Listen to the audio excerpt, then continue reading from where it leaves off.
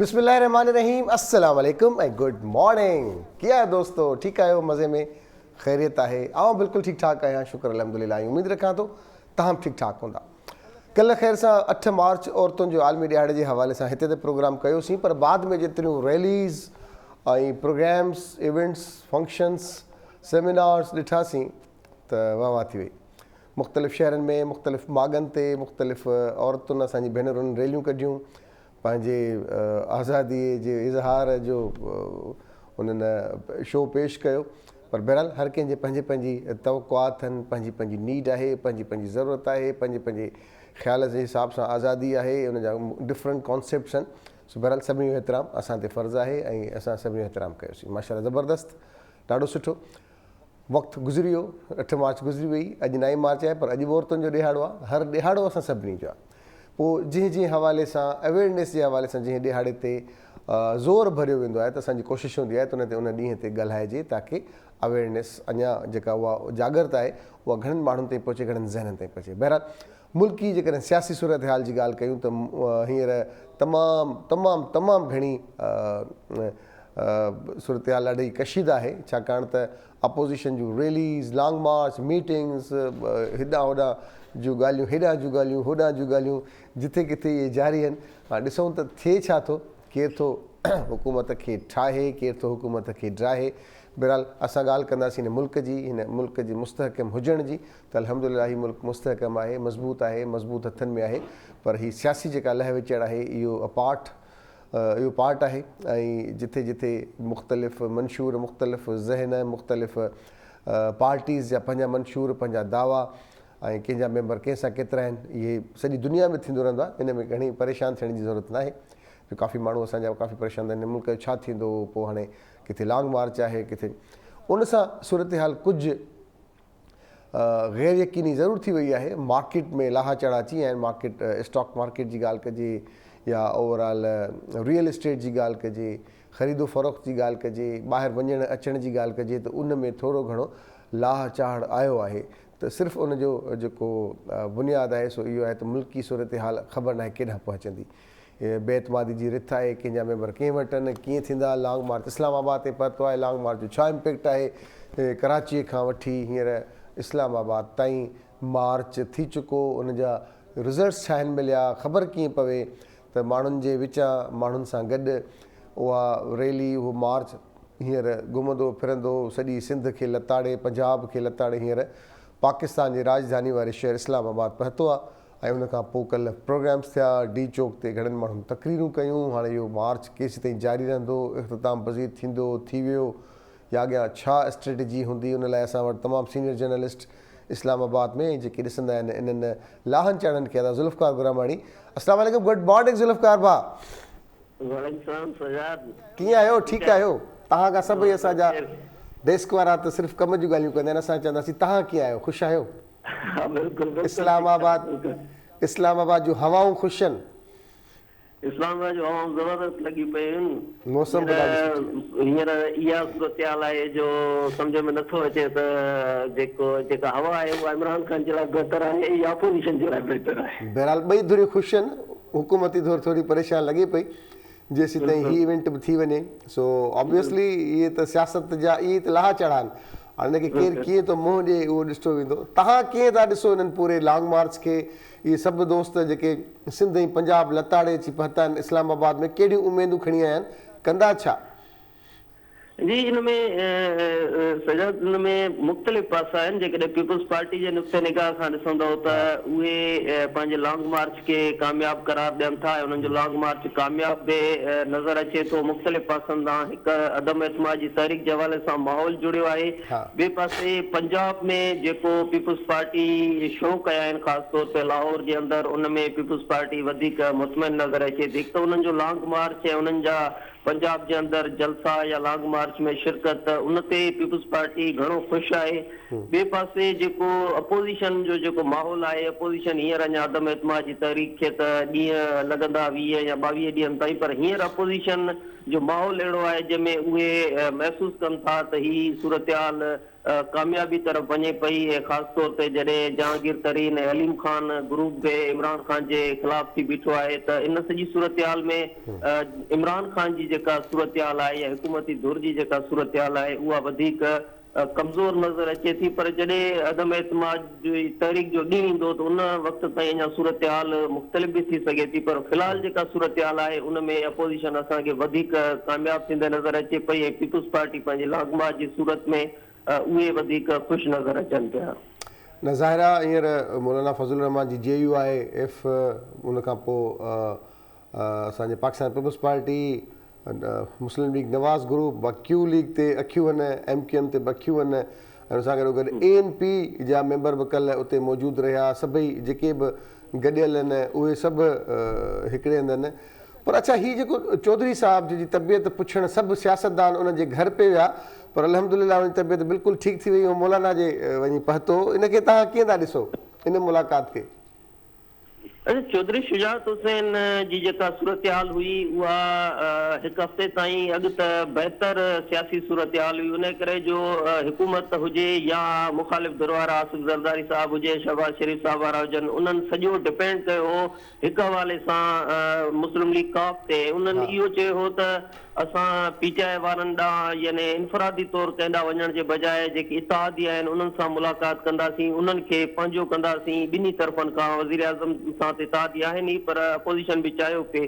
पर बाद में अपोज़िशन खे जॾहिं उहा वधीक उमेद नज़र न आई मुस्लिम लीग काफ मां त पोइ उन्हनि ॿिए पासे यानी इनफरादी तौर मुलाक़ातुनि जो सिलसिलो शुरू कयो जंहिंखां पोइ जहांगीर तरीन या अलीम ख़ान वारी जेका सूरतहाल साम्हूं आई ऐं चौधरी परवेज़ इलाही जे तरफ़ां वज़ीर आला वारी ॻाल्हि जेका साम्हूं आई ॿिन्ही तरफ़नि खां यानी इमरान ख़ान खां बि इहो मुतालबो आयो त उस्मान बुज़दार खे हटाए उन्हनि खे वज़ीर आला कयो वञे ऐं ॿिए पासे आसिफ़ अली ज़रदारी साम्हूं बि इहा सूरतहाल रखी वई। पर जॾहिं जहांगीर ख़ान ग्रुप जहांगीर तरीन ग्रुप ऐं उनखां पोइ अलीम ख़ान ग्रुप जेको साम्हूं आयो त उनखां पोइ उन्हनि जी बार्गेनिंग पोज़ीशन बहितर न रही त उनखां पोइ हींअर चौधरी शुजात हुसैन इस्लामाबाद पहुता आहिनि। मौलाना फज़लुर रहमान सां मुलाक़ात करे उहो पंहिंजी जेका सियासी अपीयरेंस आहे उनखे बहितर करण जी कोशिशि कनि पिया। पर मुंहिंजो ख़्यालु आहे त हींअर चौधरी भाइरनि जी जेका ज़रूरत आहे उहा अपोज़िशन खे एतिरी नज़र नथी अचे न ई इमरान ख़ान खे बचाइण जे हवाले सां उन्हनि जो वधीक वज़न नज़र अचे थो। पर बहरहाल उन्हनि वटि मेंबर आहिनि उन करे हिकु हिकु मेंबर जी अहमियत आहे इमरान ख़ान लाइ त उहे ज़रूरी आहिनि।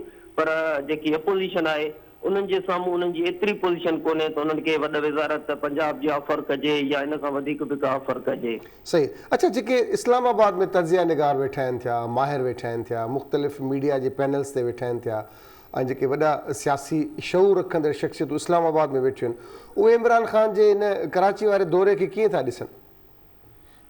इमरान ख़ान कराची जो जेको दौरो करे रहियो आहे उहो पंहिंजे दौरे जे अंदरि ई इमरान ख़ान इहो साबित करे रहियो आहे त हुन कराची खे हूअं त सियासी तौर ते बि कॾहिं कराची खे एतिरी अहमियत नाहे ॾिनी, पैकेजिस जी सूरत में बि सिंध हुकूमत दाऊं कंदी रहे थी त कॾहिं विफ़ाक़ उहो ताउन नाहे कयो। पर हिन सूरतहाल में बि तव्हां ॾिसो त जेतिरो इमरान ख़ान लाहौर खे अहमियत ॾिनी, चौधरी भाइरनि खे अहमियत ॾिनी, बार बार लाहौर विया, बार बार उस्मान बुज़दार सां मुलाक़ात कई। हा एतिरो ज़रूरु आहे त हींअर इहा हिते हैरानगी पई थिए त पंजाब खे बचाइण जे लाइ या उस्मान बुज़दार खे बचाइण जे लाइ हुनखे ज़रूरत पई आहे त सिंध जे गवर्नर खे घुरायो वियो आहे त सिंध जो गवर्नर अचे उस्मान बुज़दार खे बचाइण जे हवाले सां या मूंखे बचाइण जे हवाले सां हिते अची पंहिंजी कारकर्दगी ॾेखारे त सिंध जे गवर्नर जी त ज़रूरत पई आहे हिते। पर हक़ीक़त में हिते इहो सम्झो पियो वञे त हीउ जेको कराची वञण जो प्रोग्राम आहे MQM हिते बार बार मुलाक़ात कई आहे या हिकिड़ी ज़ाती हैसियत में त चलो MQM वारनि सां बि मुलाक़ात कई, GDA जी जेका मुलाक़ात आहे उन हवाले सां बि राति ताईं इहे ख़बरूं हुयूं त शायदि पीर पगारो साहिब सां मुलाक़ात उन्हनि जी ज़ाती मसरूफ़ियत जे सबबि अञा ताईं तय नाहे थी। त उन करे हीअ सिर्फ़ु हिन सॼी सूरतहाल में इमरान ख़ान खे इहो हिकिड़ो जेको दौरो आहे उहो बि काफ़ी देरि सां सम्झो पियो वञे त इन खां अॻु में हुन दौरा जेके बि कया आहिनि त उन में हू वक़्तायती दौरा उन्हनि खे तसवुरु नथो कयो वञे। हींअर बि इमरान ख़ान जो जेको हीउ दौरो आहे इन में हुन लाहौर खे वधीक अहमियत ॾिनी आहे। न उहा त ॻाल्हि बिल्कुलु तव्हांजी दुरुस्त आहे पर चवण जो मक़सदु इहो आहे त के धुरियूं ईअं बि चवनि थियूं त इमरान ख़ान जो कराची जो दौरो जेकॾहिं MQM सां मुलाक़ात आहे त मतिलबु इन जो त MQM राज़ी नाहे ऐं जेकॾहिं होॾां पीर साहिब पगारे जी मुआज़रत अचे पई त इहे बि त सवालिया निशान आहिनि त मतिलबु हींअर जेके बि इत्तेहादी आहिनि उहे सभई सोचण ते मजबूर आहिनि त हींअर कजे छा। त हक़ीक़त इहा ई आहे त हींअर थोरो दाल में कारो नज़र अचे पियो। MQM इन हवाले सां जेकॾहिं सॼी सूरतहाल खे MQM बार बार इहो बि चयो आहे त असांखे हिकिड़ी वज़ारत आहे, असां जेको वज़न खणंदासीं त उहो एतिरो ई खणंदासीं जेतिरो हुकूमत में असांजो हिसो आहे। इहा साॻी सूरतहाल मुख़्तलिफ़ पासनि खां नज़र अचे पई। तव्हां ॾिसो न इत्तेहादीन जी सूरतहाल, चौधरी ॿाहिरि मौलाना फज़लुर रहमान सां मुलाक़ात कनि पिया या आसिफ अली ज़रदारी शहबाज़ शरीफ़ सां मुलाक़ात कनि पिया, पर उन्हनि बाद में जेका शहबाज़ शरीफ़ जी दावत हुई, जेका नाश्ते जी दावत, उहा चौधरी ॿाहिरनि क़बूल न कई, जंहिंसां सम्झो वञे थो त उन्हनि खे सियासी नुक़सानु पहुतो। ॿिए पासे तव्हां ॾिसो त बलोचिस्तान में यार मोहम्मद रिंद वारा बि जेके आहिनि उहे बि पासे ते थी विया आहिनि। त MQM जो बि पासे ते थियणु या उन्हनि जा पंहिंजा तहफ़्ज़ात रखणु इहो ऐन मुमकिन आहे त हिन सॼी सूरतहाल में नज़र अचे त MQM बि पंहिंजा मुतालबा हिन सॼी सूरतहाल जे अंदरि रखे पई ऐं उहे मुतालबा मंझराइण जी कोशिशि बि करे पई। मतिलबु हाणे ॾिसंदासीं त अप्रैल फूल कंहिंसां थो थिए। हा जी बिल्कुलु। हिन वक़्तु जेका सूरतहाल आहे सियासी फ़ाइदो वठण जी हर पार्टी कोशिशि करे पई त उन्हनि खे फ़ाइदो थिए। तव्हां ॾिसो न हिन खां अॻु में जेकी बलोचिस्तान मां अख्तर मेंगल जी पार्टी हुई उहा इत्तेहादिन में शामिल हुई ऐं उहे अलॻि थिया। त ही सजाद ही साॻी कमेटी आहे जेका परवेज़ खटक ऐं मुख़्तलिफ़ अॻवान जी सूरत में रखी वई आहे। जेके नाराज़ PTI जा मेंबर आहिनि उन्हनि खे पंहिंजो कजे। ही साॻिया उहे हुआ जेके सरदार अख्तर मेंगल सां मुख़्तलिफ़ इत्तेहादिन सां मुलाक़ातूं कंदा पर उन्हनि खे पंहिंजो न करे सघिया। सही ॻाल्हि आहे। त इहे सवाल या निशान कुझु ज़रूरु आहिनि जेके मुल्की सूरतहाल ते असरअंदाज़ थियनि पिया। अच्छा, तव्हांजूं मुलाक़ातूं थियूं आहिनि जेके पीपल्स पार्टी जा अॻवान आया आहिनि, इस्लामाबाद पहुता आहिनि, उन्हनि जी छा एक्सपेक्टेशन आहे? उन्हनि जे चेहरनि ते त ॾाढियूं वॾियूं वॾियूं मुस्कुराहटूं नज़र अचनि पियूं, ओवर एक्साइटेड नज़र अचनि पिया, पर एक्चुअल तव्हांजी जॾहिं कचहरी थी आहे त रियलिटीज़ छा थियूं चवनि? जी हिते काल्ह अपोज़िशन जी जेका प्रेस कॉन्फ्रेंस हुई गॾियल तौर ते आसिफ अली ज़रदारी साहब, मौलाना फज़लुर रहमान साहब ऐं शहबाज़ शरीफ़ साहब, उहा 3 वॻे प्रेस कॉन्फ्रेंस रखियल हुई, पर उन खां पोइ आसिफ अली ज़रदारी साहब 2 कलाक देर सां पहुता। उन करे जो लॉन्ग मार्च में हुआ त हिते पीपल्स पार्टी जी मर्कज़ी क़यादत हिते मौजूदु हुई। जीअं मूं पहिरियों बि तव्हांखे ॿुधायो त उहे लॉन्ग मार्च जी सूरत में या पीपल्स पार्टी काफ़ी अरसे खां पोइ जेको ही वॾा शो कया आहिनि, ख़ासि तौर ते उन्हनि खे लाहौर में शो करणु, लाला मूसा हिन इलाइक़े में, त उहे काफ़ी ख़ुशि नज़र अचनि पिया। उहे पूरे पीपल्स पार्टी जे कैरियर जे अंदरि लॉन्ग मार्च अहिड़े नमूने सां कामयाबु थियण ते उहे काफ़ी ख़ुशि हुआ ऐं उहे जेका बेनज़ीर भुट्टो साहिबा वापसि आई हुई त उन खां पोइ हू सम्झनि था त पीपल्स पार्टी जो कारकुन हाणे पंजाब जे अंदरि निकितो आहे। त ही त उन सूरत में बि उहे वधीक ख़ुशि नज़र अचनि पिया। ऐं ॿियो इहो त पीपल्स पार्टी हिते पंहिंजो वज़न इन करे वधायो आहे त लॉन्ग मार्च जॾहिं उन्हनि जी ख़्वाहिश हुई त लॉन्ग मार्च हिते पहुचे त उन खां पोइ अदम एतमाद जी तहरीक बि जमा थिए त इहो क्रेडिट जेको आहे पीपल्स पार्टी जे लॉन्ग मार्च या पीपल्स पार्टी खे मिले त उहो बि उन में करण में कामयाबु थिया। या ॿिए हवाले सां त अपोज़िशन उन्हनि खे इहो मौक़ो बि ॾिनो त ठीकु आहे जॾहिं तव्हांजो लॉन्ग मार्च हिते पहुचे त असां सपोर्ट कंदासीं। उन्हनि जा 50 कारकुनान बि उन में शामिल हुया, उन जा लीडरान बि शामिल हुया उन लॉन्ग मार्च में। पोइ हुन में JUIF बि सपोर्ट कयो, मुस्लिम लीग नून बि सपोर्ट कयो। त ज़ाहिर आहे पंजाब जे अक्सर वॾनि शहरनि में मुस्लिम लीग नून जी बि अक्सरियत आहे, त उहे कारकुन बि शामिल रहिया लॉन्ग मार्च खे कामयाबु करण में, ताकी हिकिड़ो इको थिए ऐं अॻियां आवाज़ु वञे त भई कुझु थिए पियो। सो बहरहाल रियलिटीज़ हाणे ख़बर पइजी वेंदियूं कुझु ॾींहंनि में। आदा ज़ुल्फ़कार, ऐं ॾाढो ज़बरदस्तु असांजी हिते दुआ आहे त शल ही लॉन्ग मार्च या जेको कुझु बि आहे इहो ख़ैर सां जेको बि थियणो आहे ख़ैर ख़ूबी सां थिए, का ॿी हिन में न थिए। उस्मान बोज़दार जी पोज़ीशन छा था ॾिसो तव्हां भला पंजाब में? उस्मान बोज़दार जी पोज़ीशन पहिरें ॾींहं खां वठी जेका सियासी पोज़ीशन आहे उहा बहितर न रही आहे, पर जेसि ताईं इमरान ख़ान हुनखे वसीम अकरम प्लस करार ॾींदो अचे थो तेसि ताईं उस्मान बोज़दार वज़ीर आला पंजाब आहे। चौधरी ॿाहिरि बि हुनखे वज़ीर आला तस्लीम नथा कनि। हींअर अलीम ख़ान या जहांगीर तरीन ग्रुप त मुकमल तौर ते खुली साम्हूं आयो आहे। PTI जा मेंबर जेके आहिनि उहे बि हुनखे वज़ीर आला जी हैसियत में ॾिसणु नथा चाहिनि। उन करे मीडिया जे अंदरि बि उस्मान बोज़दार जी कारकर्दगी ते पहिरें ॾींहं खां वठी सवाल उथिया आहिनि, पर सूरतहाल इहा आहे त सॼी पंजाब असेंबली में जेके PTI जा मेंबर आहिनि या इत्तेहादी आहिनि उहे उस्मान बोज़दार खां परे बि थी वञनि, पर एतिरे हद ताईं त हू पाण आयो आहे त मुंहिंजी इस्तीफ़ा क़बूल कयो, तॾहिं बि वज़ीर आज़म इहो चयो आहे त तव्हां कमु जारी रखो। तॾहिं इहो मक़सदु आहे त उस्मान बोज़दार तेसि ताईं वज़ीर आला पंजाब रहंदो जेसि ताईं इमरान ख़ान वज़ीर आज़म आहे। त इहा जेका अदम एतमाद जी सूरतहाल आहे उहा इमरान ख़ान सां जुड़ियल आहे। उस्मान बोज़दार जो सियासी मुस्तक़बिल इमरान ख़ान जेसि ताईं वज़ीर आज़म आहे त उस्मान बोज़दार बि वज़ीर आला रहंदो। चलो अलाह ख़ैर कंदो, वॾी महिरबानी आहे ज़ुल्फ़कार, अपडेट कयो तव्हां ऐं ज़बरदस्त, वॾी महिरबानी तव्हांजी, थैंक यू। सुबुह जो इस्लामाबाद जी सिचुएशन ॾाढी ज़बरदस्त आहे, मुख़्तलिफ़ पार्टीज़ पंहिंजा झंडा, पंहिंजा नारा, पंहिंजा मंशूर खणी पहुती आहे। इन ॻाल्हि ते त शल असांखे कामयाबी मिलंदी ऐं हुकूमत जूं धुरियूं बि तेज़ आहिनि। बहरहाल असां मॉर्निंग शो जे हवाले सां इहो ज़रूरु चवंदासीं, छाकाणि त असांजो हीउ मॉर्निंग शो इंफोटेनमेंट आहे, जंहिंमें एंटरटेनमेंट बि आहे, इंफॉर्मेशन बि आहे, सभु शयूं शामिल आहिनि। त इन करे असां पंहिंजे घर भातियुनि खे इहो ज़रूरु शेयर कयूं त मुल्क में थिए छा पियो। खोड़ सारियूं भेनरूं असांजो सुबुह जो हीउ प्रोग्राम ॾिसंदियूं आहिनि, उहे चवंदियूं आहिनि दा सॼो ॾींहुं ख़बरूं ॿुधी पोइ तव्हांजे प्रोग्राम खे ॾिसण जी कोशिशि कंदा आहियूं। सो उन्हनि भेणुनि खे अपडेट करण जे लाइ दा ज़ुल्फ़कार सां जॾहिं ॻाल्हि ॿोल थी त ख़बर पई त पाकिस्तान में थिए छा पियो, कहिड़ी पार्टी अचे पई, कहिड़ी पार्टी वञे पई, कहिड़ी पार्टी कंहिंसां मिली।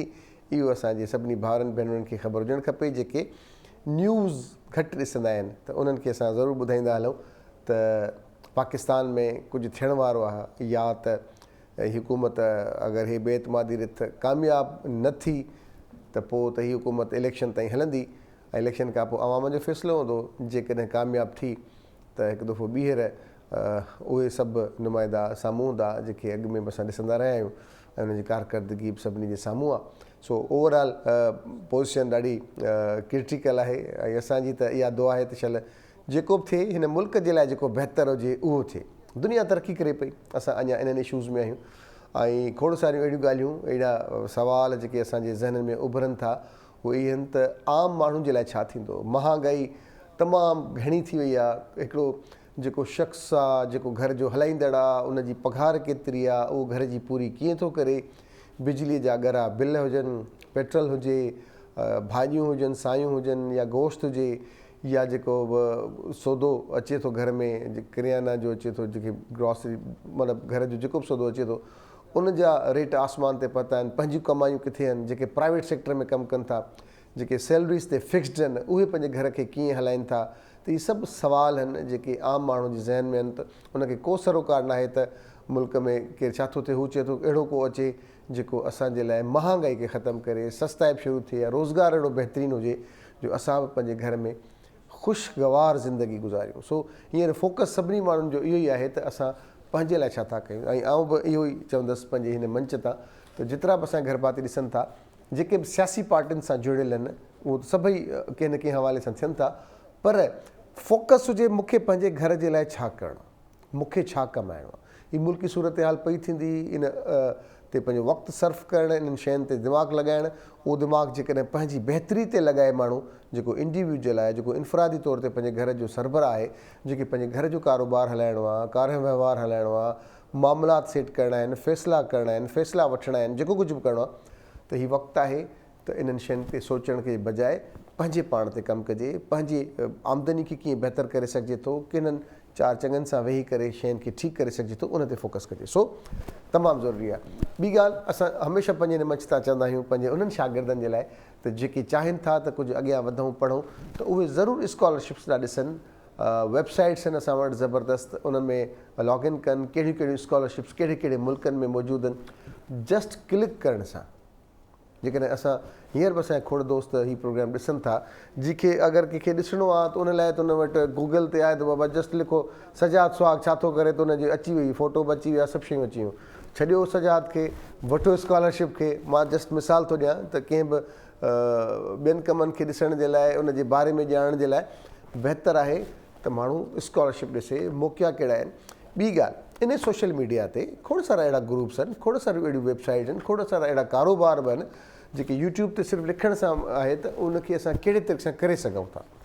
एग्रीकल्चर हुजे, पोल्ट्री हुजे, कॉस्मेटिक्स हुजनि या मेडिकल सां रिलेटेड शयूं हुजनि, सभु शयूं बहितर तरीक़े सां थी सघनि थियूं। असां हमेशह चवंदासीं त बहितरु इहो आहे त पंहिंजे पाण ते कमु कजे। ऐं जेके भेनर आहिनि जेके लॉन्ग मार्च न, जेके औरत मार्च में शरीक आहिनि, पोइ उहो जिस्मानी तौर ते उते मौजूदु हुयूं या ज़हनी तौर ते उन में शामिलु थियण जी कोशिशि कई, उन्हनि खे बि असां इहो चवंदासीं त घर जे ॿियनि फ़र्दनि सां गॾिजी सोचिजे त घर खे कहिड़े तरह सां बहितरु करे सघिजे थो विथ पॉज़िटिव मेंटल अप्रोच। उन सां गॾोगॾु मुल्क जा हालात हिकु दफ़ो ॿीहर अलाह से माफ़ी ॾे वरी धमाका थियनि पिया। कल्ह बि सिबी में धमाको थियो जंहिंमें 5 अहलकार शहीद थिया टोटल, त 7 दहशतगर्द बि मारिजी विया। हिकु दफ़ो ॿीहर पेशावर, वरी हे सिबी ऐं कुझु अहिड़ियूं शयूं जेके थियनि पियूं उन ते नज़र रखिजे ऐं सभु अच्छा आहे त थोरो पाण खे सोचिजे, इर्द गिर्द ॾिसिजे त असांजे भरिसां कहिड़ियूं एक्टिविटीज़ आहिनि, असांजे पाड़े में कहिड़ा माण्हू आहिनि। सो इन ते हाणे खां ई नज़र विझंदासीं त असां जेके हालात अॻु में ॾिसी चुका आहियूं, ख़ुदा न ख़ास्ता उन्हनि हालात खां कीअं बचंदासीं, त उन लाइ असां सभिनी खे पंहिंजो पंहिंजो हिसो विझणो पवंदो। उन सां गॾो गॾु दोस्तो सोन माशाअल्लाह शादियुनि जी सीज़न आहे, सॾ भरे भरे भरे भरे सभिनी इहो चयो हूंदो त दा सजाद न पुछ, केतिरियूं दावतूं, ॾींहं में 4-4 5-5 कार्ड ऐं दावतूं। उते वियासीं, किथे भाउ मोकिलियोसीं, किथे पाण वियासीं, किथे मानी खाधीसीं, किथे चांवर चखियासीं। सो बहरहाल शादियुनि जी सीज़न त हलंदड़ आहे, ॾींहं में 4-4 5-5 कार्ड, 5-5 काज, दावतूं, के शहर में के शहर खां ॿाहिरि, उन में सभु शयूं लॻंदियूं आहिनि। उहे लिखाईंदा आहिनि दादा हिन खे दावत ॾिनीसीं, हीउ आयो ऐं वरी सॾु वरी हेतिरो लिखाईं, हुनखे ख़बर न पई त उहो जेको तव्हां जेकॾहिं लाड़काणे में दावत कई आहे, दादू में कई आहे या सखर में कई आहे, त हू भाउ जेको कराची मां आयो आहे उहो 10,000 जो पेट्रोल साड़े बि आयो आहे ऐं तव्हांजी दावत में शरीक थियो आहे। सो उन्हनि शयुनि खे ॾिसिजे त इहे खोड़ सारियूं दावतूं, काज, सोन तव्हां ॾिसो था, सोना ज़ेवर तव्हांजी स्क्रीन ते मौजूदु आहिनि। त सोन 1,30,000 ते वञी पहुतो आहे। अल्लाह, 1,30,000 एॾो महांगो सोन ऐं तमामु जल्दी। त इन करे सोना ज़ेवर, सोनियूं शयूं किथे थो केरु पाए अॼुकल्ह? त बसि इहो अॻ में हूंदो हो जो बहरहाल सोन एवरग्रीन आहे, जेके पाइनि था, जेके अॼु असांजियूं पाइनि थियूं, उनखे ख़बर पवंदी हूंदी। पर असां त इहो हमेशह चवंदा आहियूं त भई सादी सुदी ज़िंदगी में वधीक मज़ो आहे ऐं इहे पैसा इहो बि इल्म ते, शऊर ते ख़र्चु कजनि, एक्सपोजर ते ख़र्चु करे माण्हू। जेकॾहिं सोन जो हिकिड़ो तोलो बि घर में मौजूदु आहे 1,30,000, जेकॾहिं उहो 1,30,000 माण्हू कैश कराए ऐं कंहिं मुल्क जी वीज़ा टिकट वठी 10 ॾींहं घुमी अचे न, त उहो जेको शऊर पैदा थींदो उहो सोन में न आहे। उहो सोन घर में रखियल में एतिरो शऊर, एतिरी जागरता, एतिरो एक्सपोजर न आहे जेतिरो कंहिं बि हंधा थी अचण में, कुझु सिखी अचण में, कुझु ट्रेनिंग वठण में आहे। ऐं जेकॾहिं उहो एक्सपोजर हूंदो त अहिड़ा खोड़ सारा सोन वरी पोज मां थी वेंदा। सो ज़रूरी आहे दिमाग़ खे खोलण जे लाइ पहिरियां एक्सपोजर, एजुकेशन ऐं एक्सपीरियंस, उन खां पोइ इहे सभु शयूं वरी जुड़ी सघंदियूं आहिनि। पर वक़्तु न ईंदो, सोन शायदि वरी गॾु थी वञे, पर उहा एनर्जी न हूंदी उन वक़्त खे, उन शयुनि खे ॾिसण जे लाइ। सो इन करे कुझु अहिड़ियूं शयूं आहिनि जेके असांखे तमामु ज़रूरी आहिनि। नीगर आहे, कुझु ॿियूं अख़बार में अहिड़ियूं ख़बरूं आहिनि जेके सची ॻाल्हि आहे मूंखे ॾाढो अजीबो ग़रीब लॻंदो आहे जॾहिं कंहिंखे अख़बारुनि में जेके मौत जूं ख़बरूं हूंदियूं आहिनि उहे मूंखे सुठो न लॻंदो आहे। ऐं चाहींदो आहियां त का अहिड़ी ख़बर हुजे जंहिंसां असांजे घर भातियुनि खे कुझु मिली सघे। ॾाज में गाॾी न ॾियण ते घोट जी कुंवार खे मार कुट, ॼञ वापसि। किथे थी सघे थो इहो पक भारत ई हूंदो, पढ़ूं। जी हा, मुंहिंजी ॻाल्हि बिल्कुलु सही। शादी तक़रीब दौरान घोट कुंवारेतनि खां झिड़ ॾाज में गाॾी ऐं 30,000 रुपया घुरिया, कुंवारेतनि पारां इनकार, घोट कुंवार खे मार कुट बाद ॼञ वठी वापसि। अड़े बाबा, शादी न करे तो मार छो कढी कुंवार खे? पहिरियां त हिते हुजा त इहो फ़ैसिलो ॾिए त कुंवार खे हथु छो आयो? ॾाज में कार जी त खणी बाद में आहे, तो कुंवार खे हथु छो आयो जेकॾहिं तोखे शादी न ई करणी त? असां सां गॾु असांजी महिमान मौजूदु आहे, ॾाढी टैलेंटेड आहे। ऐं असां पंहिंजी जीअं कल्ह ॻाल्हि कईसीं त असां पंहिंजी न्याणियुनि खे थोरो एप्रिशिएट कयूं, थोरो असां सपोर्ट कयूं, उन सां गॾु बीहूं, पोइ उन्हनि खे ॾिसूं त उन्हनि वटि केतिरो टैलेंट आहे, छा नथियूं करे सघनि असां न्याणियूं। सो इन करे अॼु असां सां गॾु जेका महिमान मौजूदु आहे सा बलोच उन फैमिली सां आहे ऐं ज़बरदस्त आहिनि। असांजा बलोच ॿाहिरि जेतिरा बि आहिनि, जिथे बि आहिनि, मूंखे उन्हनि सां तमामु घणो प्यारु आहे, छाकाणि त उन्हनि में हिकिड़ी पंहिंजाइप महसूसु थींदी आहे, महिमान नवाज़ आहिनि त उन्हनि जी माण्हू तारीफ़ करे। ऐं हीअ असांजी न्याणी जेका आहे सा ज़बरदस्त कमु कयो अथसि। फिल्म डायरेक्शन हुजे, फैशन डिज़ाइनिंग हुजे, एजुकेशन हुजे, कुझु करे ॾेखारणु हुजे, कुझु जज़्बो आहे, एनर्जी आहे ऐं उनखे कीअं यूटिलाइज़ पई करे कचहरी कंदासीं। तमामु घणी टैलेंटेड आहे, हींअर एजुकेशन जी स्टूडेंट आहे, पर उन सां गॾु गॾु एजुकेशन सर्व करे पई, किथे पढ़ाई बि पई, फिल्म मेकिंग में बि आहे, छा छा नथी करे कचहरी कंदासीं। असां सां गॾु मौजूदु आहे माहीन वाहिद बलोच। अस्सलाम वालेकुम, गुड मॉर्निंग। अस्सलाम वालेकुम। वालेकुम अस्सलाम। कैसे वशत के मिन्नतवार थी बाज मिन्नतवार मन बलोची जाने जी आओ शे شوئے مینس تھوڑی تھوڑی ہاں کمی کمی سو کیسی ہیں آپ ماہین؟ ٹھیک ہیں؟ میں بالکل ٹھیک ہوں. آپ کیسے ہیں؟ میں تو بالکل ٹھیک ٹھاک ہوں. ماہین بھائی فلم ڈائریکٹ بھی کر رہی ہیں, لکھ بھی رہی ہیں, ایجوکیشن بھی سرو کر رہی ہیں. ماہین نے کیا سوچا ہوا ہے خود؟ یہ تو چیزیں ہیں تو پچھلے اب 6 سال ہو گئے, ہم 7واں سال میں اسٹارٹ میں ہوں. تو یہ چیزیں ظاہر سی بات ہے, جب آپ پرابلم جب فیس کر رہے ہو, آپ اپنے حالات دیکھ رہے ہو, تو آپ کو وہ مشن لینا پڑتا ہے کہ آپ کو اپنی حالات کیسی بدلنی ہے. کیونکہ میں ایسے ایریا سے بلانگ کرتی تھی تو میں خود دیکھتی تھی کہ وہاں پہ حالات اتنے خراب ہوتے تھے. صرف میں اپنے سبلنگس کے ساتھ اسکول جاتی تھی. تو یہ ساری میری بابا کی علم انہوں نے مجھے دی.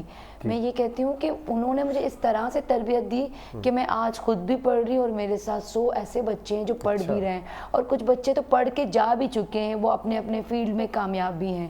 مطلب یہ ساری چیزیں, یہ سارا علم مجھے میرے پیرنٹس سے ملا, اسپیشلی میرے بابا سے, جنہوں نے مجھے یہ سوچ میرے اندر ڈالی کہ آپ اپنی حالات خود ہی بدل سکتے ہو اگر آپ کے پاس اچھا پلیٹ فارم ہے.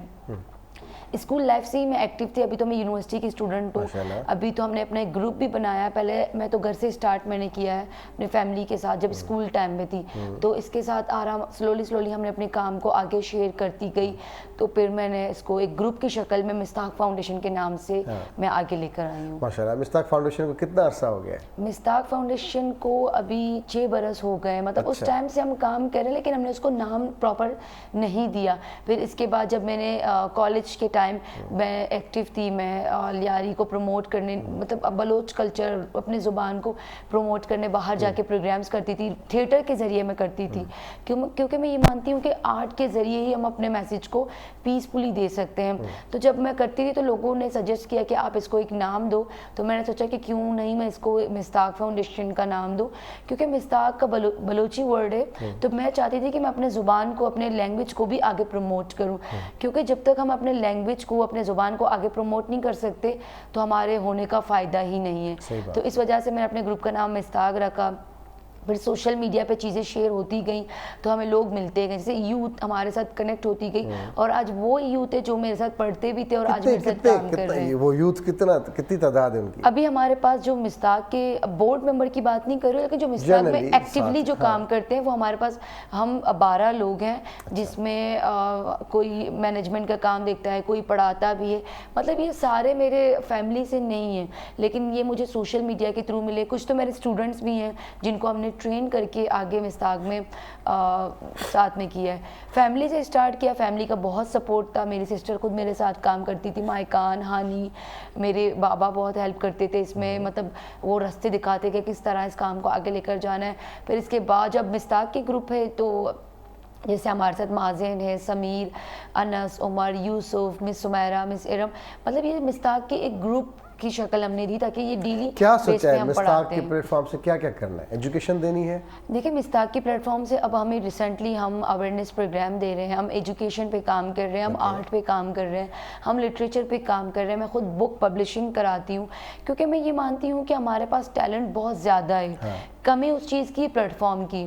تو ایک پلیٹ فارم ایسا بنایا ہم نے مستاق میں جہاں ہم انوینشن کی بات کرتے ہیں, کیونکہ میں جس اسکول میں پڑھتی تھی, جیسا ہمارا ماحول تھا, ہم نے ایجوکیشن کو ٹریڈیشنلی ہی پڑھا ہے, ہم وہاں پہ انوینشن کی بات نہیں کرتے تھے.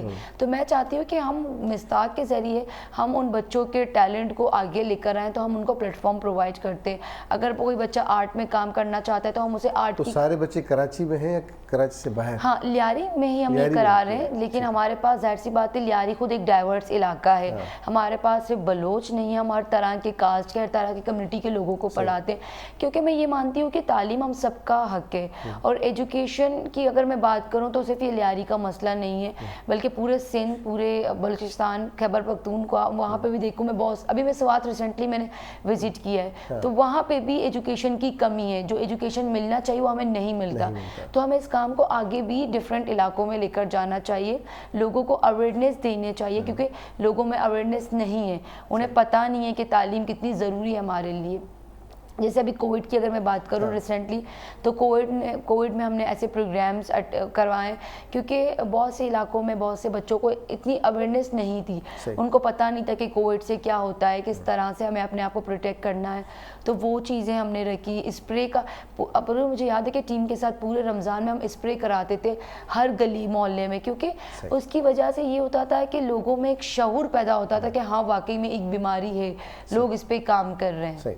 اچھا ماہین، آپ نے ماشاءاللہ سے یہ کام تو سر انجام دیا، لیکن اس کے ساتھ ساتھ آپ نے فلم میکنگ میں بھی آپ آگے آئیں، تو کسی سے سیکھا یا خود سے ہی میں کر سکتی ہوں، کوئی مسئلہ نہیں ہے؟ فلم بنانا کیا مسئلہ ہے؟ پہلے تو یہ ہے کہ میں تھیٹر کرتی تھی، مطلب اسکول لائف سے میں تھیٹر میں بہت ایکٹیو تھی، چھوٹے چھوٹے گروپ کے ساتھ کام کرتی تھی. پھر 2015 میں نے اپنی گروپ بنائی راک دی بینڈ کے نام سے، تو اس میں ہم نے آل اوور پاکستان ٹاپ بھی کیا، اور اس کے ساتھ تھیٹر جرنی میری اسٹارٹ ہوئی. تو پھر مجھے ایک چانس ملا، میں ارینا ملٹی میڈیا گئی، وہاں پہ اسکالرشپ کے ساتھ میں نے فلم میکنگ کی ایک پوری کلاس لی، فلم میکنگ، اسکرپٹ رائٹنگ. 1 سال میں نے وہاں پہ اسٹڈی کی. تو میں یہ سوچتی تھی کہ ہم تھیٹر سے اب کیوں ڈیجیٹل دور میں ہمیں آنا چاہیے، کیونکہ ڈیجیٹلی ہم لوگوں سے زیادہ کنیکٹ ہو سکتے ہیں، کیونکہ ہم اگر گلوبل کی بات کریں تو ہم گلوبل ورلڈ میں ہیں، تو ہمیں چاہیے کہ ہم ٹیکنیکل چیزوں کو اس پہ کام کرنا اسٹارٹ کریں. پروفیشنلی کلاس تو اتنی نہیں تھی، لیکن 1 سال میں نے ارینا ملٹی میڈیا سے میں نے کلاس لی، وہ بھی اسکالرشپ کے ذریعے میں نے وہاں پہ کلاس لی، تو سیکھ لی. ہاں میں نے وہاں پہ سیکھی. مطلب یہ جو فلم میں نے ابھی ڈائریکٹ کی، تو یہ میرا فرسٹ کام تھا. مطلب اس میں ظاہر سی بات ہے جب آپ فرسٹ کام کرنے فیلڈ میں نکلتے ہو تو آپ کو بہت سے پرابلم کا سامنا کرنا پڑتا ہے. میں نے ایک سٹوری لی، ہانی بلوچ کی بک سے سٹوری لی، وہ ویمن ایشو پہ ہے. ایک تو یہ ہوتا ہے کہ ویمن ایشو اتنا کرٹیکل مسئلہ ہے جسے آپ پبلکلی بات نہیں کر سکتے ہو. جیسے میں ایک بلوچ فیملی سے بلانگ کرتی ہوں، حالانکہ ہمارے بلوچ میں اتنے کنزرویٹو لوگ نہیں ہیں، لیکن پھر بھی لڑکیاں اپنے مسئلے اتنی ایزلی نہیں بول سکتے. جیسے اگر میں ورجنٹی کی بات کروں، چائلڈ میرج کی بات کروں، تو لوگ ایزلی بات لڑکیاں بھی نہیں کر سکتی، حالانکہ یہ مسئلہ ہر گھر کا ہے، ہر گھروں میں یہ مسئلہ ہے. تو میں نے سوچا کہ کیوں ہم آرٹ کے ذریعے اس کو آگے لے کر جائیں، کیونکہ ہمارا جو یہ معاشرہ ہے نا، ابھی یہ ایک، میں سمجھتی ہوں کہ فلم جو ہے وہ کمیونیکیشن کا ذریعہ ہے. ہم بات کریں لوگ نہیں سمجھتے، لوگ نہیں سنتے، وہ اتنا انٹرسٹ نہیں دیتے. لیکن جب آپ آرٹ پیش کر رہے ہو، جب آپ ایک فلم پیش کر رہے ہو، تو آپ کا میسج ایزلی بھی جا سکتا ہے، وہ پیسفلی بھی جا سکتا ہے، لوگ اسے انٹرسٹ سے دیکھ بھی سکتے ہیں. تو میں نے 2 سال اس پہ کام کیا.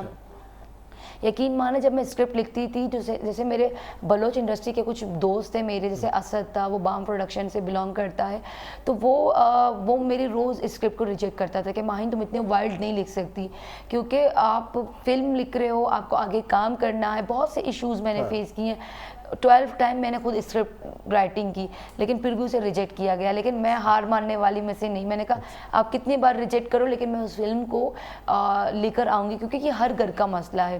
اس فلم میں ہم نے ورجنٹی کے اوپر بات کیا، اس فلم میں ہم نے چائلڈ میرج کے اوپر بات کیا، جو کہ ایک ریئل اسٹوری پہ بیس ہے. تو اس کو میں نے 12 ٹائم، مطلب 12 بار میں نے اسے لکھا، لیکن وہ ریجیکٹ ہوا. پھر میں نے اس کو ٹرائی کیا، اور آج وہ فلم آپ سب کے سامنے ہے. کل آپ نے اس کی اناگوریشن کی فلم کی؟ ہاں کل تو وہ SMIU میں ہم نے، جو ہمارا ویمنس ڈے تھا، تو میں نے وہاں پہ بھی کیا تھا. لیکن اس کا پراپر سے اسکریننگ 28 فیب کو آرٹس کونسل میں نے کیا. اس میں میں نے مطلب کراچی کے ڈفرینٹ لوگوں کو انوائٹ کیا، اور بہت اچھا رسپانس تھا. میرے یوٹیوب چینل پہ فلم ریلیز ہوگی، لیکن ابھی کچھ ٹائم کے بعد، کیونکہ ابھی میں کچھ جگہوں پہ اسکریننگ کرنا چاہ رہی ہوں، تو میرے یوٹیوب چینل پہ اس کے اپڈیٹ ضرور آپ کو دیکھنے کو ملیں گے. تو کیا فیڈ بیک ملا سینئر سے، اور جو اس فلم انڈسٹری سے وابستہ لوگ ہیں انہوں نے اپریشیٹ کیا؟ دیکھنے والوں نے کیا رسپانس دیا، پازیٹیو نیگیٹو یا کیا؟ دیکھنے والوں نے تو بہت اپریشیٹ کیا. بہت سی لڑکیاں وہاں پہ مجھ سے ملی کہ یہ ماہین، جیسے آپ اس ایشو کو آپ نے ہائی لائٹ کیا ہے، تو یہ ہمارا بھی ایشو ہے، لیکن ہم بول نہیں سکتے ہیں. اور دوسری بات یہ ہے کہ ہمارے پاس پلیٹ فارم کی، میں ابھی بھی کہتی ہوں، کمی ہے. کچھ گروپ ہیں جنہوں نے سپورٹ کیا، لیکن جو آفیشیل لوگ ہیں نا، وہ پھر بھی ایسے پلیٹ فارم نہیں دیتے کہ ٹیلنٹ آگے آئے. ٹیلنٹ ہمارے پاس بہت زیادہ ہے. وہاں پہ میری فلم کی اسکریننگ میں فیصل عیدی صاحب آئے تھے، بہت سے ایسے کامریڈس گروپ آئے تھے، ویمن ایکٹیوسٹ آئے تھے، اور جیسے اسٹوڈنٹ لیڈر نغمہ آئی تھی، ٹرانسجینڈر گروپ سے کامی آئی تھی. مطلب ڈفرینٹ لوگوں کو ہم نے بلایا تھا. لیاری سے جیسے بہت سے پروڈکشن کے لوگ جو کام کر رہے ہیں، ایکٹیولی کام کر رہے ہیں، عادل بزن جو وہ آئے تھے، بام پروڈکشن کے لوگ تھے. مطلب ہم نے اس کو ऑल ओवर कराची से हमने लोगों को बुलाया, ये नहीं था कि बस मेरी कम्युनिटी के लोग आए, और फिल्म भी उर्दू में है, तो यूनिवर्सिटी के स्टूडेंट थे, उर्दू यूनिवर्सिटी के स्टूडेंट थे, कराची यूनिवर्सिटी के थे, टीचर्स थे, तो उन्होंने बहुत सपोर्ट किया और उन्होंने यही कहा कि इस काम को रुकना नहीं चाहिए, क्योंकि मैंने वहाँ पे एक चीज़ ऑब्जर्व की, जब फिल्म हम वहाँ पे लोग देख रहे थे तो उसको लोग इंटरेस्ट के साथ देख रहे थे, लोग उसको अप्रिशिएट कर रहे थे, लेकिन बनस्पत जो बात होती है, जैसे हम पैनल डिस्कशन करते हैं, हम डिस्कशन करते हैं, तो वो लोग इंटरेस्ट के साथ नहीं सुनते, नहीं उसको फॉलो करते। तो मैं आगे की यूथ को भी यही कहूँगी कि अगर आपके पास इस तरह से जज्बा है, आपके पास मिशन है, तो आप अपने टैलेंट को आगे लेकर आए, क्योंकि अगर आप जब तक घर पे बैठेंगे तो आपके हालात को कोई भी नहीं बदल सकता। आप अभी हम 2022 में हैं, दुनिया कितनी आगे जा चुकी है, लेकिन अगर पाकिस्तान की बात की जाए तो हम कितने पीछे हैं, हम हर लिहाज से पीछे हैं, हम तालीम की लिहाज से पीछे हैं, हम टैलेंट है हमारे पास, लेकिन हम प्लेटफॉर्म के लिहाज से हम बहुत पीछे हैं, हम कनेक्टेड नहीं हैं, हम एक दूसरे से ईजिली कनेक्ट नहीं हो पाते। तो हमें चाहिए कि हम इन चीज़ों को यूज़ करें।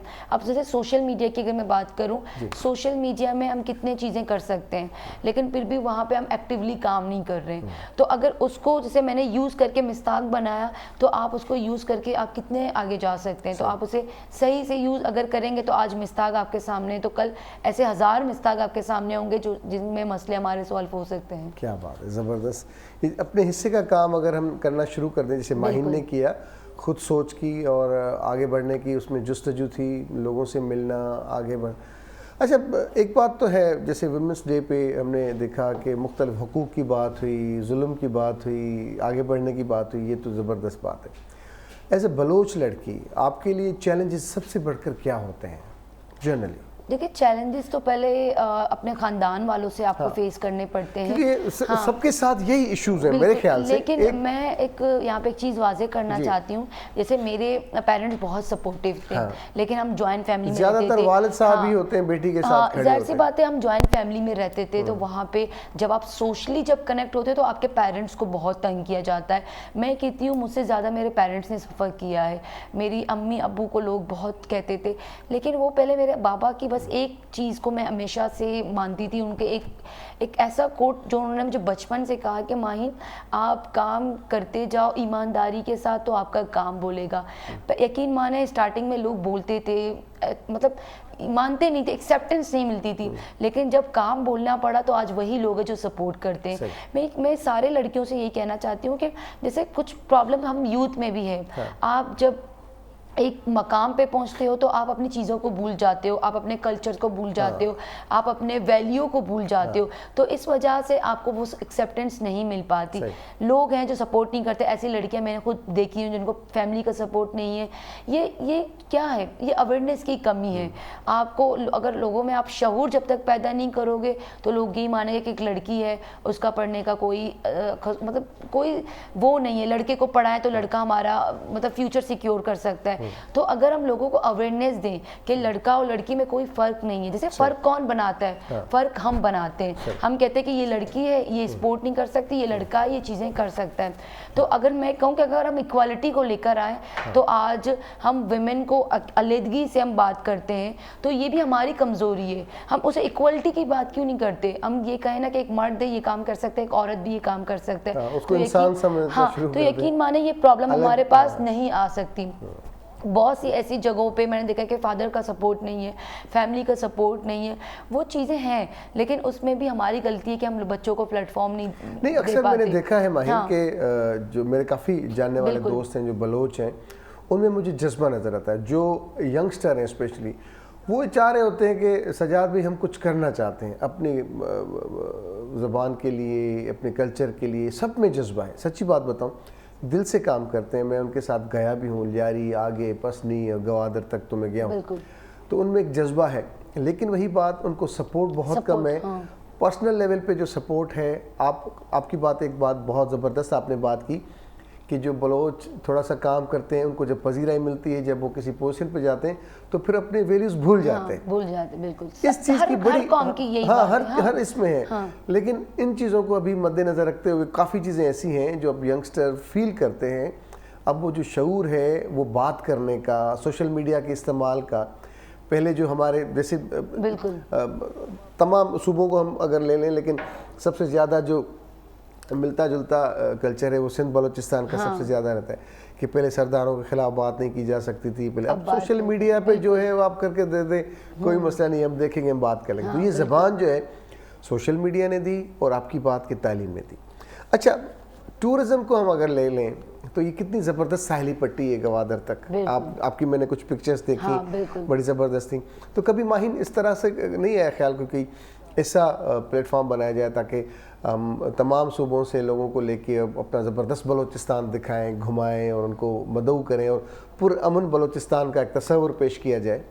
دیکھیے پہلے تو یہ کہ میں خود بہت ٹریول کرتی ہوں, مجھے ایڈونچر کرنا بہت پسند ہے, اور وہاں جانا جہاں پہ آپ کی مطلب اپروچ نہیں, لوگوں کو ان کے بارے میں پتہ نہیں ہے. میں اپنے گروپ کے ساتھ میں یہ مانتی ہوں کہ لوگ جتنے بھی ہیں وہ جب تک ٹور نہیں کریں گے وہ نہیں سیکھیں گے, کیونکہ آپ کو اپنے کلچر کو جاننا چاہیے, آپ کو اپنے لوگوں کے ساتھ ملنا چاہیے. میں تو کافی کہتی ہوں کہ اب جیسے گوادر کو دیکھیں, بہت آگے ترقی کر رہا ہے, لیکن وہاں پہ اور ترقی اگر ہم دیکھیں کہ اس طرح سے تعلیم پہ کام نہیں کیا جا رہا. یہ جو سوشل میڈیا میں جو چیزیں دکھائی جاتی ہیں وہ ہیں, میں مانتی ہوں وہ چیزیں ہیں, لیکن پھر بھی وہاں پہ جیسے حقوق کی بات آپ ایزیلی نہیں کر سکتے. میں ابھی ریسنٹلی گوادر ایجوکیشن گالا میں گئی تھی, تو مجھے بڑا اچھا لگا کہ 36 اسکولوں نے ساتھ مل کر ایک ایجوکیشن گالا کو منعقد کیا, کیونکہ ایک بہت کامیاب ایشو ہے. لیکن گوادر سے جو آگے آدھے گھنٹے کے رستے میں پلیری گروپ کے نام, پلیری گاؤں ایک ہے, وہاں پہ اگر میں پروننسیشن میری ٹھیک ہے تو وہ ایک ایسا گاؤں ہے, وہاں پہ ایک اسکول ہے, ایک اسکول میں ایک ہی اساتذہ ہے, ایک ٹیچر ہے, اور وہاں پہ میں نے وزٹ کیا کیمل لائبریری. تو مطلب وہاں پہ لڑکے اونٹ کے ساتھ, وہ میں نے دیکھی تھی ویڈیوز کے, اونٹ پہ وہ کتابیں آتی ہیں, وہ کتابیں آتی ہیں, وہ پڑھاتے. تو آپ یہ سوچ لگائیں اگر ہم گوادر سٹی کی بات کریں تو وہ کتنا مطلب ڈیولپ ہو کے کام کر رہا ہے. لیکن گوادر سے آدھے گھنٹے کا راستہ ہے, آدھے گھنٹے سے بھی زیادہ کم اگر آپ اپنی گاڑی میں جا رہے ہو تو وہ بھی گوادر کا حصہ ہے, لیکن وہاں کی پہچان کیوں نہیں ہے؟ تو مطلب یہ جو ہمارے ٹورسٹ ہیں وہ ریئل فیس کیوں نہیں دکھاتے؟ میرا یہ ہے کہ میں اس پہ آگے بلوچستان کے ان علاقوں پہ کام کروں, اور وہاں پہ میں ابھی خود کیمل لائبریری وزٹ کر چکی ہوں, ایک رکشا لائبریری میں وہاں پہ بھی وزٹ کر چکی ہوں. مطلب کام ہو رہا ہے لیکن ان کو پہچان ابھی تک بھی نہیں ہے. وہ پہچان اور پلیٹ فارم کیوں نہیں ہے؟ وہ ہماری کمزوری کی وجہ سے نہیں ہے. میں آج اگر گوادر سے مجھے لوگ دیکھ رہے ہیں جو بڑے بڑے پوسٹ پہ, میں ان سے یہی ریکویسٹ کرنا چاہتی ہوں کہ آپ گوادر سٹی پہ کام کر رہے ہو تو آپ کے اپنے ارد گرد علاقوں پہ بھی کام کرنا چاہیے. جیسے میں لیاری سادربر علاقے میں کام کرتی ہوں, لیکن میرے پاس صرف سادربر کے بچے نہیں پڑھتے, میرے پاس آل اوور لیاری کے بچے آتے ہیں, بلکہ ابھی تو لیاری کے باہر سے ہی بچے آ رہے ہیں. رنچول لائن ہو گیا, علی مارکیٹ سے آگے کے علاقے ہیں, خاردر سے بچے آ رہے ہیں, تو وہ ہم سے کنیکٹ ہیں. تو آپ کو بھی اس طرح سے ان کو پروموٹ کرنا چاہیے. اور جیسے میں اپنے مستاق کے گروپ کو ٹور کراتی ہوں, لاسٹ ٹائم ہم سوات گئے تھے. ابھی میرا پلان ہے کہ ہم اپنے اس طرح سے اسٹوڈنٹس کو, کراچی کے تو میں اس میں کراتی ہوں, لیکن جو ہمارے سینئر بچے ہوتے ہیں ان کو میں آؤٹ آف کراچی بھی لے کر جاتی ہوں. تو پلاننگ ہے انشاءاللہ میں ان پہ بھی کام کروں گی, بلوچستان کے ان علاقے پہ جن کی بات نہیں ہوتی سوشل میڈیا پہ. خوبصورت ہے, اتنے زبردست مناظر ہیں, اتنا زبردست سی ویو ہے, بہت خوبصورت ہے. آپ یقین کریں میں ابھی گوادر گالا میں تھی, اس سے پہلے میں ایک ویمن رائٹس پروگرام تھا, میں وہاں پہ ویمن امپاورمنٹ کے حوالے سے ایک پروگرام تھا, میں وہاں پہ تھی. تو وہاں پہ جو منظر ہے وہاں کا, ایک کہتے ہیں نا کہ وہاں کی ایک مٹی کی الگ بات ہے. مطلب میں تو جاتی ہوں, مجھے تو بہت سکون ملتا ہے. ایک اپنے ملک آپ آئے ہو اور وہاں کے لوگ بہت بڑے پیارے ہیں, وہاں کے لوگ اتنا پیار کرتے ہیں, بہت زبردست ہے. پرسنلی میں تو دیکھیں, میں ابھی سندھی میں جب گوادر گیا, بائی روڈ گیا, مجھے سب سے بڑی خوشی بھی ہوئی اور دکھ بھی ہوا. دکھ یہ تھا کہ پانی کی سہولت نہیں تھی. میں نے راستے میں, سارے راستے میں صرف ڈرمز دیکھے جو باہر لوگ رکھے ہوئے تھے, اور ٹینکر آتا تھا, اس میں وہ پانی ڈال کے چلا جاتا تھا, اور کبھی کبھی 2-2 3-3 دن وہ بھی نہیں آتا تھا. اور مزے کی بات, خوشی کی بات یہ کہ لوگوں میں سب سے زیادہ ہے وہ جذبہ ہے مہمان نوازی کا, خلوص کا, سچائی کا. بلوچ کہہ رہے کہ ان کو آپ پیار سے بات کریں, وہ اپنی جان دے دے گا. بالکل سختی سے بات کرو گے تو پھر تمہیں وہ آخری منزل دکھا دے گا. پیار سے بات کرو, وہ اپنی جان حاضر کر دے گا. لیکن ڈیلنگ کا وہ ہے. اچھا ماہین, کیا جذبات ہیں, کیا خیالات ہیں, فیوچر میں کیا پلاننگ ہے خاص طور پہ بلوچ لڑکیوں کے لیے, اسٹوڈنٹس کے لیے جنرلی؟ प्लानिंग तो मेरा ये है कि मैं अभी जैसे इनफॉर्मल तरीके से काम कर रही हूँ, हमारा इदारा ये भी है कि इनफॉर्मल तरीके से बहुत अच्छी तरह काम कर रहा है, लेकिन मेरी अपनी पर्सनल विषय के मैं पिछले अगले जो से न्यू ईयर मैं अपने एक वो मिशन बनाती हूँ, तो इस साल मैंने ये मिशन बनाया कि मैं अगले 5 साल ऐसा काम करूँगी ताकि हम एक ऐसी स्कूल बनाए जहाँ पे इन्वेंशन की बात हो, जहाँ पे बच्चों के टैलेंट पे बात किया जाए, क्योंकि हम टैलेंट को ज़ाया कर रहे हैं। हम बच्चे जो हमारे इन्वेंट करते हैं हम उनको प्लेटफॉर्म नहीं देते, हम उनसे उस तरह से डीलिंग नहीं करते। तो मेरा ये मिशन है कि मैं अगले 5 साल में एक प्रॉपर स्कूलिंग सिस्टम बनाऊं, ना सिर्फ लियारी में बल्कि और ग्रुप के साथ कोलैबोरेशन करके ये काम करूं, क्योंकि मैं अभी मिस्ताक का प्लेटफॉर्म मैंने ओपन रखा है। हमारे पास ये नहीं है कि जैसे सिर्फ हमारे कम्युनिटी के लोग आ सकते हैं, बिल्कुल भी नहीं, मैंने ओपन रखा है। मैं बच्चों को हर तरह की एजुकेशन देती हूँ, जैसे अगर ट्रांसजेंडर की बात हो, अगर ह्यूमैनिटी की बात हो, विमेन राइट्स की बात हो, इक्वालिटी की बात हो, जेंडर एजुकेशन की बात हो, और भी बहुत सी ऐसी चीज़ें जो मैं बच्चों में ओपन करके, मतलब हर कम्युनिटी से हम करते से सिंध के लोगों के साथ, जैसे सिंध कम्युनिटी के साथ मैंने, सिंधी कम्युनिटी के साथ मैंने प्रोग्राम किया है, पठान कम्युनिटी के साथ किया है, पश्तो, मतलब हर कम्युनिटी के साथ मैं इस तरह के प्रोग्राम रखती हूँ ताकि हमारे बच्चों में वो वैल्यूज़ जो है ना वो गायब ना हो, क्योंकि जब तक आप अपने वैल्यूज़ और आप अपनी ह्यूमैनिटी को नहीं सीखेंगे तो आप आगे नहीं जा सकते। और इस तरह से मैं कहूँगी कि हम अभी भी अंडर डेवलप्ड कंट्री में हैं। वो क्यों है? हमारे पास टैलेंट है, हमारे पास जज्बा है, जुनून है, तो वो प्लेटफॉर्म में ले आना चाहती हूँ, क्योंकि मैं चाहती हूँ कि चीज़ों को हम एक यूटिलाइज़ करें, हम अपने टैलेंट को यूटिलाइज़ करें, हम अपने प्लेटफॉर्म बनाएं ताकि उसमें हम यूथ मिलके काम करें। और लास्ट में भी मैं ये कहना चाहती हूँ, अब SMIU की मैं बात करूँ, फेडरल उर्दू यूनिवर्सिटी की बात करूँ, कराची यूनिवर्सिटी की बात करूँ, बेनज़ीर यूनिवर्सिटी की बात करूँ, कितनी यूनिवर्सिटी हमारे पास है, उन यूनिवर्सिटी में लाखों बच्चे पढ़ते, तो वो लाखों बच्चे मिल के एक मजमुआ क्रिएट क्यों नहीं करते?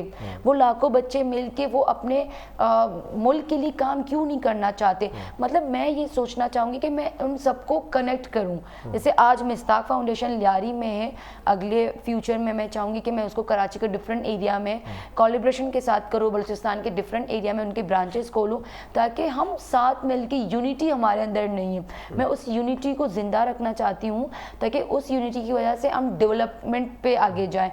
अब जैसे आपने ग्वादर की बात की, इतना बड़ा समंदर है, अगर हम चाहें तो हम उसके पानी को साफ़ कर सकते, मीठा बना सकते, लेकिन वो हमारी कोताहियाँ हैं, हमारी कमज़ोरियाँ हैं कि हम उस पर काम नहीं कर रहे। लियारी में कितना टैलेंट है, लियारी में हर गली में आप जाएँ आपको आर्टिस्ट मिलेगा, आपको राइटर मिलेगा, लेकिन उनको अभी तक उस तरह पहचान क्यों नहीं? क्योंकि हम यूनाइट में नहीं है, हम यूनिटी में नहीं हैं। लियारी के अगर ग्रुप सारे मिल के आज काम करें तो मुझे लगता है कि हम बहुत जल्द डेवलप कंट्री बन सकते हैं। लेकिन ये है कि हमें कमी यूनिटी की है, हमें कमी शऊर की है। अगर ये चीज़ें हमें आ गई तो हमें कोई भी नहीं रोक सकता। सही बात है। अब लियारी में अमन अमान भी बेहतर है, बिल्कुल बिल्कुल, और एक्टिविटीज़ भी हैं, अदबी मेले भी हो रहे हैं, तो हाँ। उसके साथ किताबी हों, आर्ट हों, स्पोर्ट्स में देखें लियारी सबसे आगे, बिल्कुल। फुटबॉल में अगर हम पूरे पाकिस्तान की बात करें और इस लियारी को लें तो मेरे ख्याल में जितना टैलेंट इस लियारी के इलाके में है, हाँ, वो पूरे पाकिस्तान में शायद ही हो, अगर सिर्फ फुटबॉल की बात करें।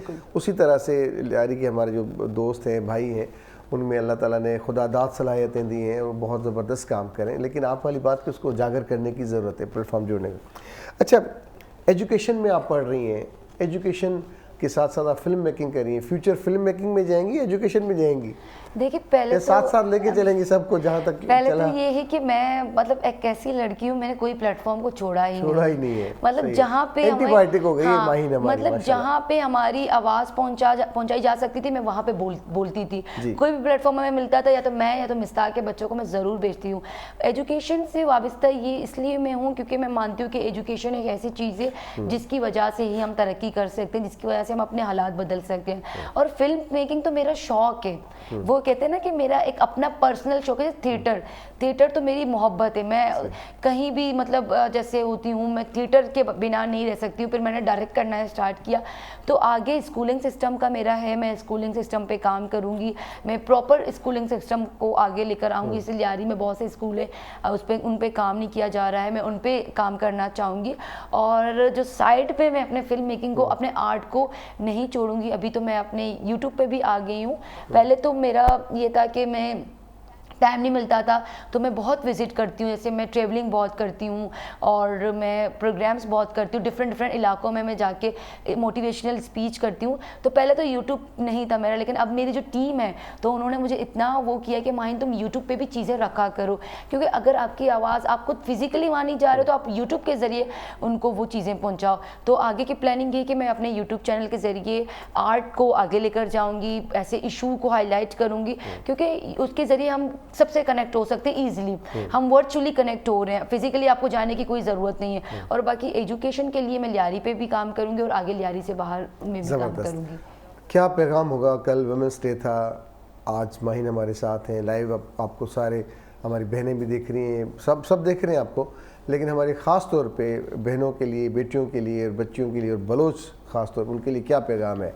पहले विमेंस डे के हवाले से मैं यही कहना चाहती हूँ कि पहले हम अपने जहन में, हम अपने मतलब अपने आप में इक्वालिटी, बराबरी पैदा करें, क्योंकि जब तक हम अपने अंदर बराबरी पैदा नहीं करेंगे, एक लड़का और लड़की वाला फ़र्क ख़त्म नहीं होगा, तो मुझे लगता है कि रेप होंगे, मुझे लगता है कि लड़कियों के साथ गलत चीज़ें होंगी। अगर जिस दिन हमारे अंदर बराबरी वाली सोच आ गई कि एक लड़का भी वो काम कर सकते, जैसे मेरी सिस्टर माइकान, वो नेशनल प्लेयर है, वो फुटबॉल खेलती है, तो वो लड़कों के साथ भी जाके मैचेस खेलती है, तो वो बराबरी आ जाए ना, तो मुझे लगता है कि हमारे प्रॉब्लम सॉल्व हो सकते हैं। क्योंकि इस साल का थीम भी ब्रेक द बाइसनेस था। और दूसरी कि लड़के लड़कियों में भी फ़र्क ना करें, क्योंकि समटाइम मैंने देखा है कि हम गर्ल्स भी बहुत से प्रॉब्लम्स को चीज़ें लेकर आते हैं, तो हमें एक दूसरे को भी समझना चाहिए, हमें एक दूसरे को जज नहीं करना चाहिए। और पैगाम मैं हमेशा से यही देती हूँ कि जैसे मैंने काम करना स्टार्ट किया तो हमारे पास भी इतने रिसोर्सेज नहीं थे, हमने बहुत ही कम चीज़ों में काम करना स्टार्ट किया। सोशल मीडिया को मैंने यूज़ किया, हालांकि आप सबके पास सोशल मीडिया, आप सोशल मीडिया को यूज़ कर रहे हो, तो आप इसको टेक्निकली तौर पर अगर आप इसे सही तरीके से यूज़ करो ना, तो आपके प्रॉब्लम सॉल्व हो सकते हैं। और अगर आप कहीं भी पढ़ रहे हैं, अगर आप नहीं भी पढ़ रहे हैं, तो यूट्यूब आपके पास, घर बैठे आप यूट्यूब के साथ कुछ भी सीख सकते हो। आपको इंग्लिश सीखना है, आपको सिंधी सीखना है, आपको पढ़ना है, आपको लिटरेचर पर काम करना है, तो आपके पास आपकी मोबाइल एक बेहतरीन टीचर है। तो अपने वक्त को ना करें, आप उन चीज़ों पे काम करना स्टार्ट करें, क्योंकि जब तक आप वेट करेंगे, आप किसी और के इंतज़ार में रहेंगे, तो आपकी हालात को आपकी फैमिली भी नहीं बदल सकती। तो आपको आगे निकल के काम करना चाहिए। और दूसरी बात, जो यूनिवर्सिटी के हमारे बच्चे हैं, मैं जैसे हमारे तालिब इल्म में, जैसे मेरे साथ यूनिवर्सिटी में पढ़ते हैं, तो मैं उनमें देखती हूँ उनमें वो जज्बा नहीं है आजकल। वो कहते हैं कि बस हमारी लाइफ सेट, हाँ बिल्कुल, मुझे भी अपनी लाइफ सेट करनी है, मुझे भी अपने करियर पे काम करना है, लेकिन अपने करियर के साथ साथ आपको अपने लोगों को भी उस तरह से वैल्यू देनी चाहिए। अगर आपके पास कोई प्लेटफॉर्म है, आप नहीं कर सकते, आप 5% भी नहीं कर सकते, आप 2% काम करें, वो वही 2% एक दिन 100% तक चला जा सकता है। एंड बहुत शुक्रिया आपका। मैं आपको बलोची में कहूँगी कि मिन्नतवार थी बाज बहुत अच्छा लगा आपके साथ बैठ के इस तरह से डिस्कस करने में, बहुत अच्छा लगा। वशत के ऑलवेज वशत के मिन्नतवार थी बाज thank U very much, thank you so much. दोस्तों, हीअ आहे असांजी अॼु जी न्याणी, हीअ आहे टैलेंटेड आहे, टॉकेटिव आहे ऐं ओपन माइंडेड आहे, ॻाल्हाइणु चाहे थी, ॻाल्हाए थी, प्लेटफॉर्म्स खे इस्तेमालु करे थी वेरी पॉज़िटिव वे, तमामु पॉज़िटिव जेस्चर सां। ऐं उमेदु आहे त इंशा ताला अहिड़ियूं असांजूं न्याणियूं जॾहिं उथंदियूं त ही क़ौम, ही असांजो ईअं ई तरक़ी कंदासीं। पंहिंजे मेज़बान सजाद सुहाग खे ॾींदा इजाज़त। इंशा ताला सुभाणे तव्हां सां थींदी मुलाक़ात, तेसीं ताईं अलाह निगहबान, सदाईं गॾु।